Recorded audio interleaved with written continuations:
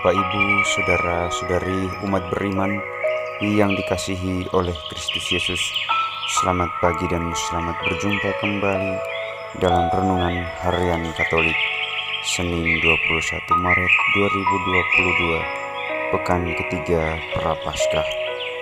Mari kita awali hari baru dan renungan kita dengan tanda kemenangan Kristus. Dalam nama Bapa dan Putra dan Roh Kudus. Amin. Semoga damai dan berkat dari Allah yang Maha Kuasa turun melimpah atas saudara-saudari sekalian. Bapak, Ibu, umat Allah yang dikasihi oleh Kristus Yesus, mari kita siapkan hati kita untuk mendengarkan sabda Tuhan pada hari ini. Tuhan bersamamu dan bersama rohmu. Inilah Injil suci menurut Lukas. Dimuliakanlah Tuhan. Ketika Yesus datang ke Nazaret, Ia berkata kepada umat di rumah ibadat, "Aku berkata kepadamu, sesungguhnya tidak ada nabi yang dihargai di tempat asalnya. Tetapi aku berkata kepadamu, dan kataku ini benar. Pada zaman Nabi Elia terdapat banyak janda di Israel ketika langit tertutup selama 3 tahun 6 bulan dan ketika bahaya kelaparan yang hebat menimpa seluruh negeri.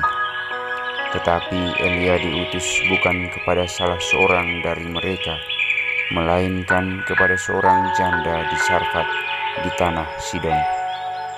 Dan pada zaman Nabi Elisa banyak orang kusta di Israel, tetapi tidak ada seorang pun dari mereka yang ditahirkan selain daripada Naaman orang Syria itu."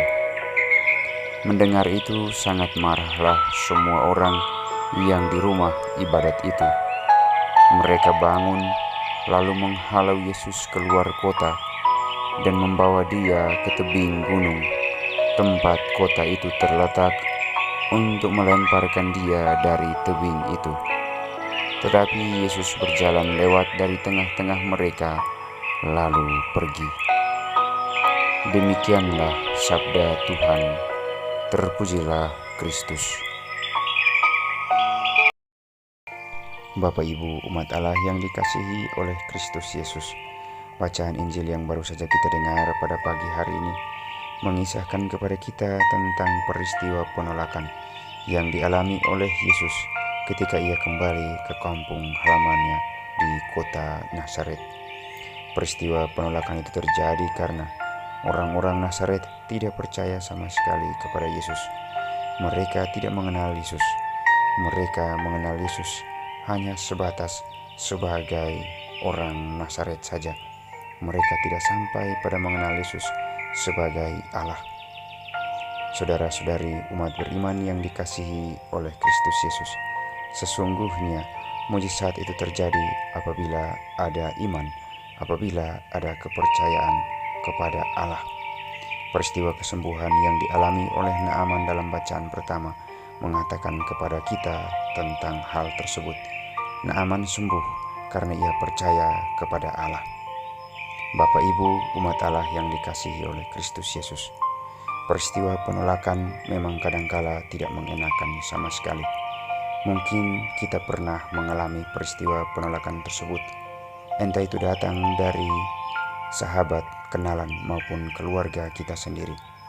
Namun, melalui kisah Injil ini kita mau belajar agar kita tidak menolak Yesus seperti orang-orang Nazaret, melainkan kita mau belajar untuk menerima Yesus yang hadir di dalam setiap peristiwa kehidupan kita, terutama di dalam perayaan Ekaristi Kudus. Dengan menerima Yesus, dengan percaya dan mengimaninya dengan sepenuh hati, maka mujizat itu pun terjadi. Bahkan mujizat kesembuhan itu terjadi di dalam kehidupan kita.